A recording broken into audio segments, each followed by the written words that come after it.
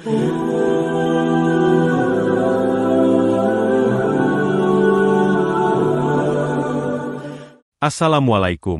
warahmatullahi wabarakatuh. Sahabat Mumtana. Sebelum menyimak kisah cerita hari ini, saya sarankan untuk menulis sholawat kepada Nabi di kolom komentar. Semoga sholawat kita menjadi penolong kita kelak di padang mahsyar. Kami doakan semoga kalian mendapatkan rezeki yang barokah dan diberi kemudahan oleh Allah Subhanahu wa Ta'ala dalam menjalani kehidupan sehari-hari. Di Dusun Karangsari, sebuah kampung kecil yang dikelilingi hamparan sawah dan hutan bambu, tinggal seorang janda bernama Bu Ruminah, wanita berusia 54 tahun yang dikenal luas karena kesalehannya. Rumahnya, sebuah rumah panggung dari kayu jati, tampak sederhana namun bersih dan rapi. Setiap pagi hingga menjelang sore, lantunan ayat suci Al-Quran selalu terdengar dari dalam rumah itu, lembut namun menyentuh. Warga sekitar sudah terbiasa dengan suara lirih itu, bahkan merasa tenang setiap kali mendengarnya. Sejak suaminya, Pak Sarpin, wafat 6 tahun silam, Bu Ruminah hidup sendiri. Ia jarang terlihat berbincang-bincang panjang dengan tetangga, kecuali saat ke masjid atau menghadiri pengajian rutin di rumah Bu Sainah. Ia hidup bersahaja, menjahit dan merawat tanaman di pekarangan rumahnya untuk menyambung hidup. Tapi kesederhanaannya justru membuat warga menghormatinya. Ia disebut sebagai contoh wanita yang istiqomah dan tawaduk. Tetangganya, Bu Sainah, sering mendengar suara tangis lirih saat Bu Ruminah mengaji sendirian. Kadang saya merinding dengarnya. Suaranya pelan, tapi sampai ke hati, ujar Bu Sainah suatu ketika. Banyak warga, terutama kaum ibu, menganggap Bu Ruminah sebagai sosok yang dekat dengan Allah, bahkan menyebutnya calon penghuni surga. Namun, ketenangan dan kesan saleh itu tak lama kemudian diguncang oleh peristiwa mengejutkan di suatu siang yang tenang. Hari itu, matahari bersinar terik.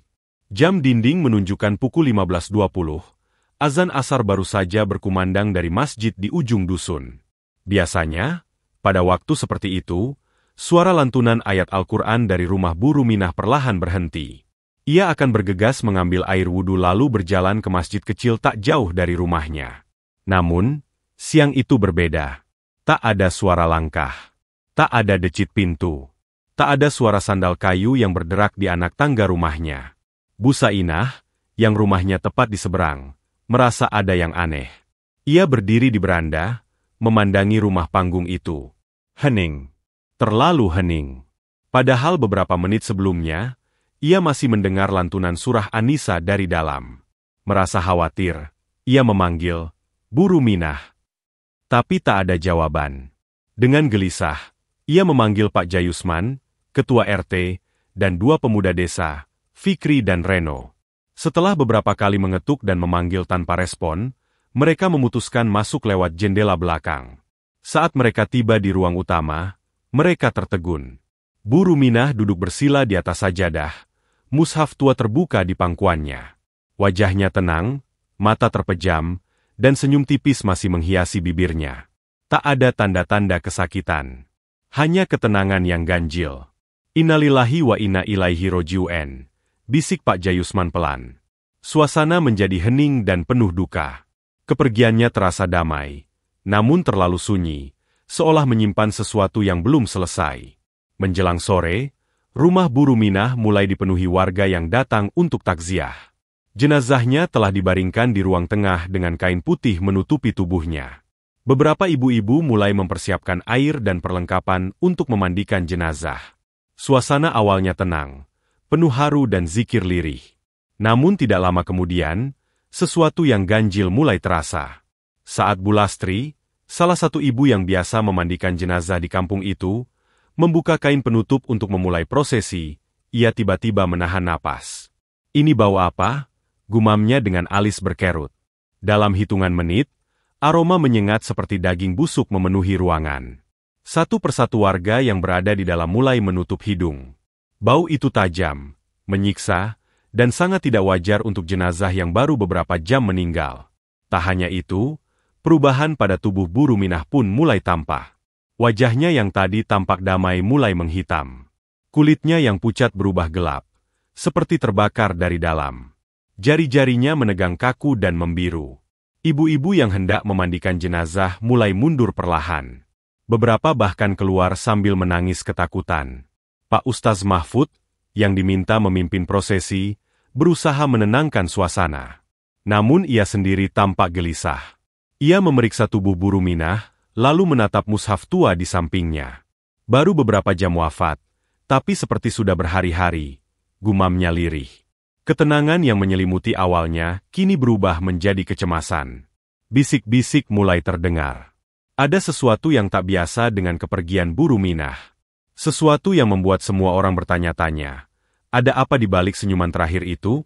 Saat warga masih terdiam dalam kebingungan dan aroma busuk terus menyelimuti ruangan, tiba-tiba terdengar suara pelan dari pintu depan. Seorang nenek tua bertongkat, tubuhnya membungkuk dan langkahnya terseret pelan, memasuki rumah duka. Dialah Mbah Salbiah, perempuan sepuh yang jarang sekali keluar rumah. Banyak anak-anak bahkan tak mengenalnya, karena ia hampir tak pernah terlihat di acara kampung. Dengan suara berat, ia berkata, "Saya tahu kenapa semua ini terjadi." Semua mata langsung tertuju padanya. Beberapa orang mengernyitkan dahi, tak mengerti. Mbah Salbiah menatap jenazah Bu Ruminah sejenak, lalu duduk perlahan di pojok ruangan. Ia mulai bercerita, suaranya serak namun tegas. Dulu, sebelum dikenal sebagai Bu Ruminah, namanya adalah Sarti. Ia bukan perempuan biasa. Ia dukun rahim. Suasana langsung berubah tegang. Beberapa warga saling pandang, tak percaya. Saya saksi hidupnya. Saya tetangga waktu dia masih tinggal di kampung sebelah. Perempuan-perempuan muda yang takut ketahuan hamil di luar nikah, datang padanya. Ia bantu menggugurkan, secara diam-diam. Tangis kecil terdengar dari sudut ruangan. Mbah Salbiah melanjutkan, bayi-bayi itu tak pernah dikubur di pemakaman. Ia kuburkan sendiri di belakang rumah, malam-malam. Saya pernah lihat dia keluar tengah malam bawa ember besar. Pulangnya, tanah menempel di bajunya. Warga mulai istighfar. Beberapa terisak. Sosok yang selama ini dikagumi, dihormati, ternyata menyimpan masa lalu kelam yang tak terbayangkan. Semua kebaikannya tiba-tiba terasa abu-abu. Dan untuk pertama kalinya, senyum jenazah Bu Ruminah tak lagi terlihat damai, tapi penuh misteri yang menakutkan. Keesokan paginya, suasana dusun Karangsari berubah drastis. Cerita tentang masa lalu Bu Ruminah menyebar cepat, menciptakan ketegangan di antara warga. Beberapa masih tidak percaya, namun banyak yang merasa perlu mencari kebenaran. Dipimpin oleh Pak Jayusman, warga akhirnya memutuskan untuk menggali halaman belakang rumah Bu Ruminah. 4 pemuda, Fikri, Reno, Andra, dan Tamin, mengambil cangkul dan linggis. Mereka mulai menggali di sudut belakang yang tertutup semen dan ditumbuhi tanaman lidah mertua. Semula, tanah tampak biasa saja. Namun, saat semen berhasil dipecah dan tanah digali sekitar setengah meter, bau busuk yang menyengat kembali muncul, kali ini jauh lebih tajam. Tak lama, mereka menemukan sesuatu. Gumpalan kecil terbungkus kain putih yang sudah lapuk. Ketika dibuka perlahan, terlihat tulang belulang mungil. Ini jasad bayi, ucap Fikri dengan suara bergetar. Semua yang menyaksikan menahan napas. Tangis lirih terdengar dari Bu Sainah, yang sejak awal tak kuasa menahan air matanya. Galian berikutnya menemukan 2 bungkusan lain. Semua serupa, kecil, dibungkus kain kafan, dan membusuk. Ada 3, mungkin masih ada lagi, bisik Reno, wajahnya pucat. Pak Ustaz Mahfud hanya bisa duduk menunduk. Air matanya menetes tanpa suara. Warga berdiri terpaku. Perasaan duka berganti menjadi ketakutan, kemarahan, dan kekecewaan yang dalam. Selama ini mereka mengira Bu Ruminah adalah sosok yang suci, padahal ia menyimpan rahasia besar yang tak pernah disingkap semasa hidupnya. Dia rajin mengaji, dermawan, tapi mungkin tobatnya belum sampai hati, ujar Bu Sainah pelan, menatap tanah yang baru digali. Tak ada yang menjawab. Semuanya larut dalam diam yang menyesakkan. Menjelang maghrib, jenazah Bu Ruminah akhirnya dimakamkan. Prosesi berjalan singkat dan sunyi. Tak ada ratapan keras, hanya lantunan zikir dan doa pendek dari warga yang masih diselimuti perasaan campur aduk antara iba dan takut. Lubang kubur itu ditutup perlahan dengan tanah. Namun bukan hanya jasad yang terkubur, melainkan juga kepercayaan dan citra suci yang selama ini melekat padanya. Malamnya, Suasana kampung tidak seperti biasa. Angin bertiup lebih dingin. Beberapa warga mengaku mencium bau busuk di dalam rumah mereka, meski jendela tertutup rapat. Di musola, mushaf tua milik Buru Minah yang disimpan di rak masjid tiba-tiba membuat jamaah merasa pusing dan mual saat hendak membacanya. Seolah ada beban berat yang keluar dari setiap halaman mushaf itu. Yang paling mengerikan adalah kesaksian Pak Sumarno, penjaga makam. Sekitar pukul 2 dini hari, ia melihat tanah kubur Buru Minah bergerak pelan, seperti berdenyut hidup. Ia berdiri jauh di bawah cahaya remang lampu makam, tubuhnya gemetar tak berani mendekat. Tanahnya kayak bernapas, saya lari pulang, gak berani nengok lagi, katanya keesokan harinya. Akhirnya, mushaf peninggalan Buru Minah dikunci dalam kotak kaca di gudang masjid dan tidak pernah dibuka lagi. Warga hanya bisa beristighfar setiap kali melewati rumah kayu yang kini kosong dan sunyi.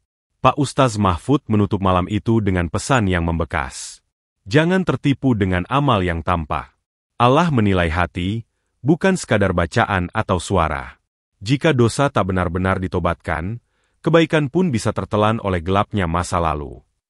Dusun Karangsari kembali tenang, namun tak akan pernah benar-benar sama. Di balik senyuman terakhir Buru Minah, tersimpan pelajaran tentang taubat, kepura-puraan, dan rahasia yang tak bisa dikubur begitu saja.